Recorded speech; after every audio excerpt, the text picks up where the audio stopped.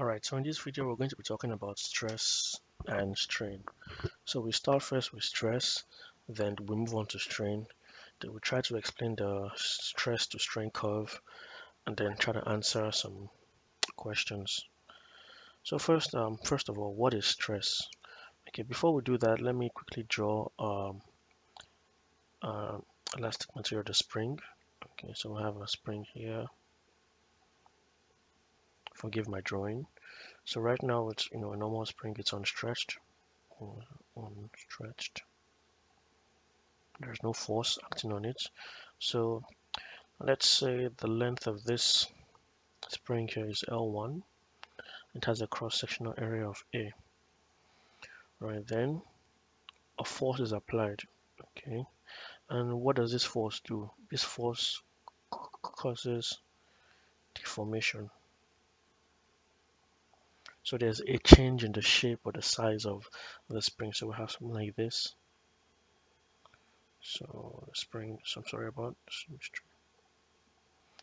Okay, so there's a force, so maybe you can say it's due to a block hanging down, so the force is in this direction. Okay, so now this spring has a length of L2. Okay, so we can see the shape, more the size, okay, or the length of this spring has changed, so there's a deformation. Now this force here, okay, is a deformation force, or deforming force rather. So deforming force because it causes a change in the shape of the spring. It makes the length increase.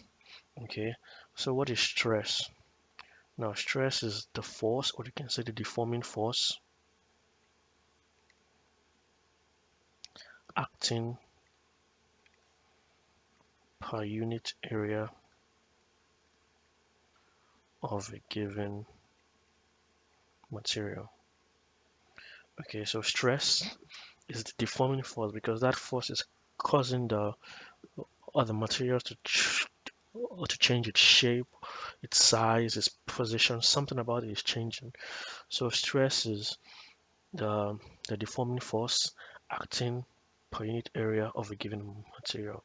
So mathematically we say stress is F over A.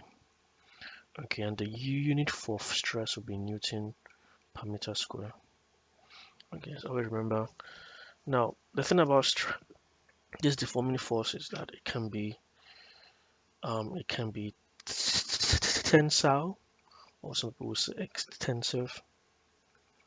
Then it can also be compressive. Okay, so what do I mean? Okay, just like here, in this situation, this force is a tensile. This stress is tensile. In some situation, the force can be directed in this direction, so it actually makes the spring smaller, or smaller in size. So that's compressive. It's compressing the spring. So depending on the direction of the force, okay, so we can have tensile, or some people will say extensive because it's extending of the material. It's increasing the length, the size, the shape, however, of the material, or it can be compressive. Okay, so it just depends on the direction of the force and how it affects the shape of or the size of the material. Okay, so we have stress, deforming force acting per unit area of a given material. Now, we've seen that um, L2 is the new length, L1 is the old length. Okay, now we have what we call the extension. So extension, which is L2 minus L1, because there was a change in the size, a change in length of the material. So this change in the length is the extension. Okay, this is now where we come to strain. So strain is, we can define it as the ratio of the extension to the original length of a given material. Okay, so we have strain with strain. So mathematically we can say strain is E over L. Now E has the unit of meters, L also, or L1 rather.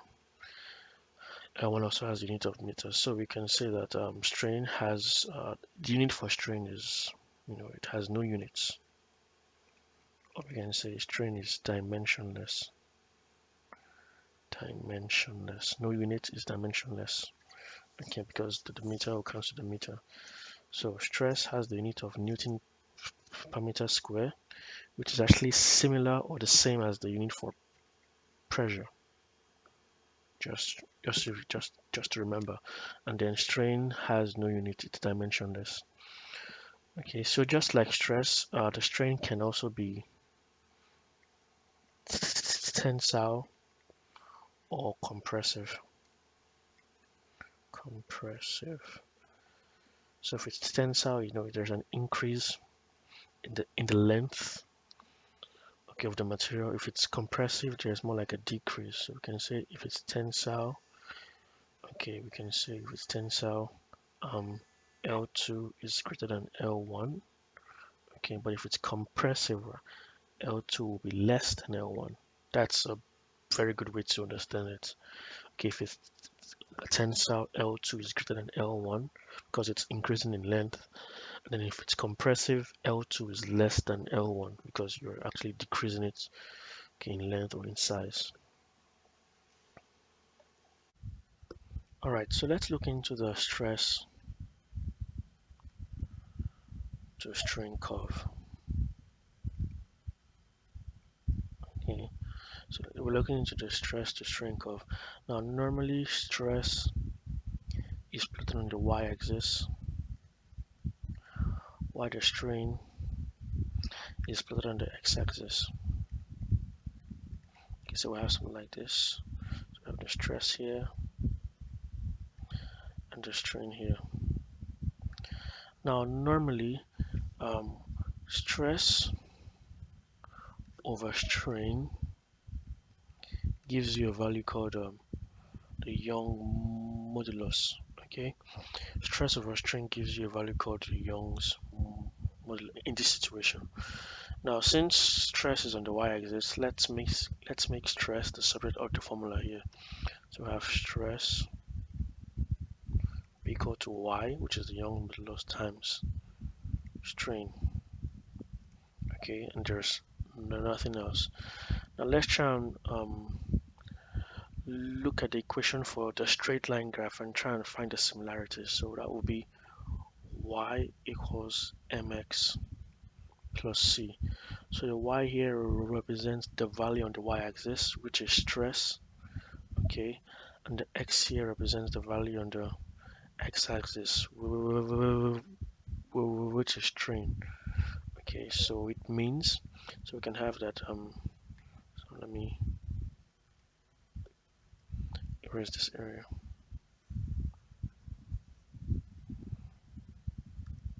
Okay, so what is our y? So what's on our y-axis, which is the stress? So we can say stress is equal to um, m, okay, times what's our x? Well, what's on our x-axis? Strain plus c. Now let's compare it to this. So we have this as our stress.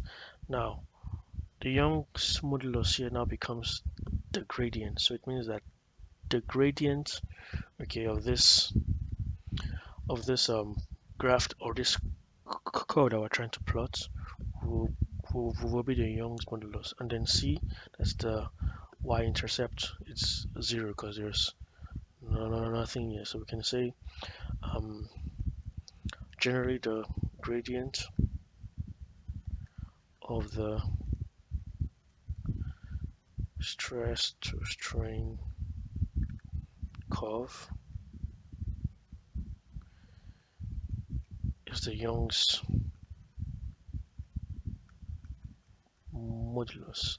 That is provided the proportionality limit is not exceeded. So let's actually draw this curve. So I think I have this to help me. So again, we have stress here, which is in Newton per meter square. Then we have strain here, which is mention this. So for an elastic material, okay, so we have something like this. So we have a straight line curve, okay, until we reach a point called, so we're going to give all these points letters.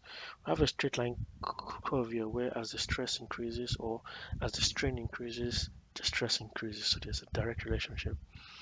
To reach a point called A, okay, and this point A will be the proportionality limit. Now, beyond this limit, okay, the the relationship between stress and strain is no longer direct. It's kind of, so we have something like this, something like this. So so it no longer, so Hooke's law no longer applies. Okay, so beyond this proportionality limit here, Hooke's law no longer applies. Right, um, so we won't get this straight line that we used to get. Now, we're going to get to another point B. Okay, and now let me just write everything here. So A will be the proportionality limit.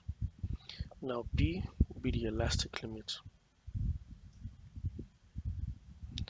Now beyond this point, the object ceases to become an elastic material. Now beyond this point, it becomes a plastic. So even if the force is now removed, okay, the deformation will be permanent. That is beyond this point. We call it the elastic limit, or in some situations you just call it the high yield point. So beyond this B here, okay, if we add more stress, okay, if we add more stress, okay, the the material doesn't go back to its original length or its original shape. It now becomes plastic. So we have something like this. After that, we have something like this. And a point C. Point C here, you can see, the stress has kind of reduced, even though the strain has increased. So we call this the low yield point. Now beyond C, we begin to go up again. The stress begins to increase until a point, let's say a point D. Okay, at this point D, let me write it here. D. We call it the ultimate stress point. So this is like the maximum stress. This is the maximum stress that this material can take. Okay, the maximum stress that the material can take. Then you have something like this. Okay, then E, which is called the fracture or the breaking point. So this is when a material just breaks, okay, or it cuts. So you have applied so much stress that the material can no longer bear it, so it just breaks or cuts. Now between D and E, we have something we call necking. So it's very common, just like when something's about to cut. Let's say we have a rubber. Let's say let me use a rubber band. So when the rubber band is about to cut, you can see that the area begins to decrease at a particular point. Okay, like you can see that this area, this thing's about to cut. This is what we call necking. So the area is reducing. Okay, and it's telling you, okay, so this material is about to cut. This area, there's a lot of weakness in this area. So from D to E, that's when necking starts to occur, because it has taken the ultimate stress. Like beyond this point, it starts to neck, and then at E it breaks. So so for A is our proportionality limit. So let's say from here, okay, so in this region, okay, it's still an elastic material. So beyond the elastic limit, it now becomes plastic until it breaks at E. And this is our low yield point. The elastic limit is also called our high yield point. Um, I think that's just it. Okay, um, so even beyond the proportionality limit, it's still an elastic material, but it doesn't follow Hooke's law anymore. The line isn't a straight line graph. It's now sort of, you know, not proportional. Okay. Then at B, we have the elastic limit now. Beyond this point, it's now plastic. So even if the force is removed, so it's, let's say we had a, so let's say it was we had a spring that was like this. Then beyond the um, elastic limit, even if we remove the force acting on it, this spring will not go back to its original shape. It will remain like this. Okay. All right.